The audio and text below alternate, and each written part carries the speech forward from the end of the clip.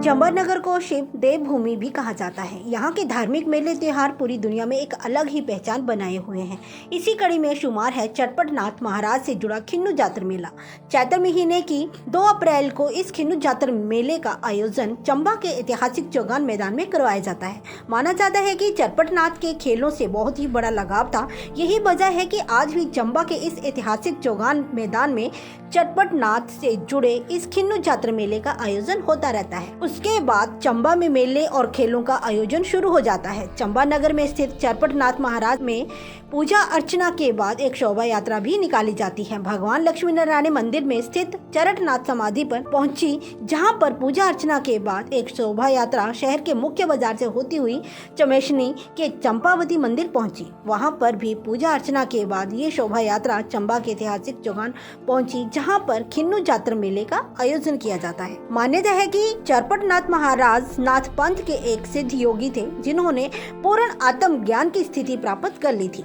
उनके गुरु या तो गोरखनाथ या मत्स्येंद्रनाथ थे। चंबा साम्राज्य में पारंपरिक रूप से चरपट नाथ से जुड़े 3 प्रमुख स्थान जो भरमौर से 84 सिद्ध मंदिर, चंबा में चंपावती मंदिर और चंबा में चरपट नाथ मंदिर है। चंबा से जिंदू मेहरा की रिपोर्ट, AMI न्यूज हिमाचल। आज चरपट नाथ जी की खिन्नू जातर का आयोजन किया जा रहा है, जो कि सदियों पुरानी एक परंपरा है, जो कि राजा साहिल वर्मन के समय से चली आ रही है।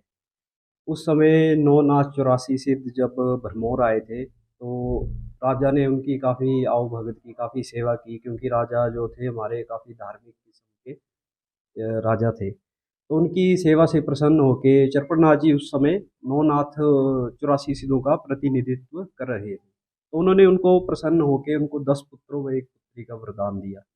तब जब उनके वो पुत्री उनको प्राप्त हुई, तो राजा ने चरपट नाथ जी को अपना राजगुरु मान लिया।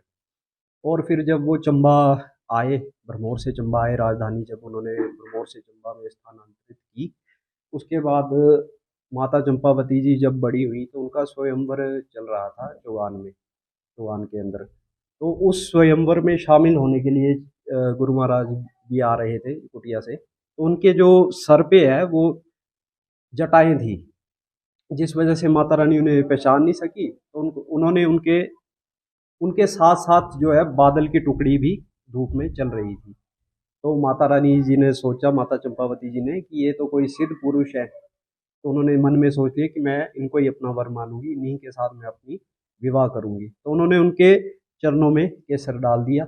और जब सिरगुंदी होने लगी, तो महाराज जी अपने ध्यान से एकदम होश में, उन्होंने बोला, जी ये क्या हो रहा है? बोलते, महाराज जी आपकी शादी हो रही है, माता रानी ने आपको अपना वर मान लिया है। बोलते, ये तो अनर्थ हो गया, ऐसा हो नहीं सकता, क्योंकि महाराज जी को माता पार्वती जी का श्राप था कि आपके पीछे एक मतलब औरत लगेगी। लेकिन शिवजी महाराज जी ने उनको टोक के कहा था कि ये, लेकिन उस चीज़ का ये भोग नहीं करेंगे। तो माता रानी ने बोला, अब मेरा क्या होगा? बोलते, आज से आप सती हो जाएंगी, और आने वाले समय में मेरे जो पीढ़ी के जितने भी मेरे बच्चे होंगे, वो उस दिन था चैत्र 20, मतलब 2 अप्रैल चैत्र 20। तो उस दिन में आपका मंदिर के रूप में आपको देवी के रूप में पूजा जाएगा आने वाले समय में। और चैत्र 20 के दिन मेरी जो पीढ़ी के जितने बच्चे होंगे, वो मेरी कुटिया से आपके लिए सुहागी वगैरह विवाह का जितना सामान होगा वो लेके आएंगे, आपको दुल्हन की तरह सजाया जाएगा। तो ये हमारा जो विवाह है, अर्ध विवाह है, वो पूर्ण माना जाएगा। इसी के साथ चरपट नाथ जी माना जाता है कि जो चंबा का जो हमारा ऐतिहासिक चौगान है, उसमें खिन्नू यानी कि हैंडबॉल बच्चों के साथ आके खेला करते थे बालक रूप में। और वो जिस टीम में वो होते थे, उस साइड की वो जो टीम है वो हमेशा जीतती थी। तब उनसे बच्चों ने पूछना शुरू कर दिया कि आपका घर कहाँ है, आप आते कहाँ हो, आपके माता पिता कौन है? तब उन्होंने फिर जब वो कुटिया में इन सब सवालों से वो परेशान हो गए, तो उन्होंने राजा को कहा, राजा साहिब वर्मन को, कि अब समय आ चुका है कि अब मेरा जो चंबा में भी जो मेरा काम था वो पूरा हो चुका है, अब मैं यहाँ से जा रहा हूँ। आने वाले समय में, बोलते ही, ये मेरे बच्चे मेरे बड़े प्रिय हैं, और ये खेल खेलते हैं ये भी मेरा बहुत प्रिय है। तो आपने इस खेल को आने वाले समय में भी इसी तरह खिलाते रहना है। इसलिए आज हम सबसे पहले ऊपर लक्ष्मी नारायण मंदिर में प्रतीक समाधि है चरपट नाथ जी की, वहाँ जाएंगे। लक्ष्मी नारायण मंदिर में भगवान के आगे माथा टेकेंगे। उसके बाद चंपावती माता के मंदिर में जाएंगे, वहाँ पे अर्घी स्वागी सारा कुछ चढ़ा के जो अर्ध विवाह की रस्म है वो पूर्ण करेंगे। उसके बाद हम वहाँ से चुगान में जाएंगे। चुगान में बच्चों को खिन्नू यानी कि हैंडबॉल खिलाया जाएगा। ये सारी स्टोरी।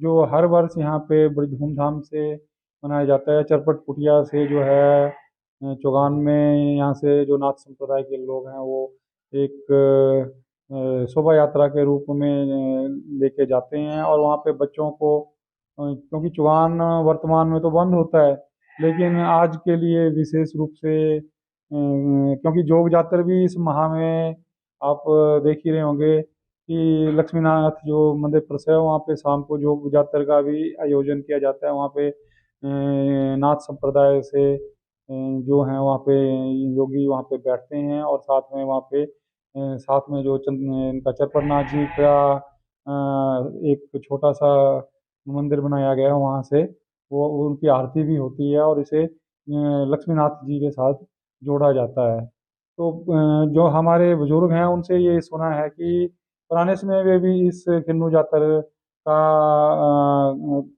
किया जाता था, आयोजन किया जाता था और मंदिर परिसर में ही, क्योंकि पहले तो चुगान था नहीं, शाम सिंह के समय में इसको विस्तार किया गया तो मंदिर क्षेत्र में ही एक छोटा सा मैदान था जहाँ पे ये भी कहा जाता है कि जो चरपटनाथ जी की पुरानी धोती होती थी उसका एक बॉल का शेप देकर खिन्नू बनाया जाता था और उसका राजा की मौजूदगी में इस खिन्नू जातर का आयोजन किया जाता था। वर्तमान में भी नाथ संप्रदाय के लोगों ने इसे इतने वर्षों से इस परंपरा को जारी रखा है, तो हर वर्ष की तरह आज भी इस किन्नू जातर का आयोजन किया जा रहा है। इसके पीछे कोई ऐसा कोई लॉजिक होगा मनाने का, किन्नू जो मेला होता है?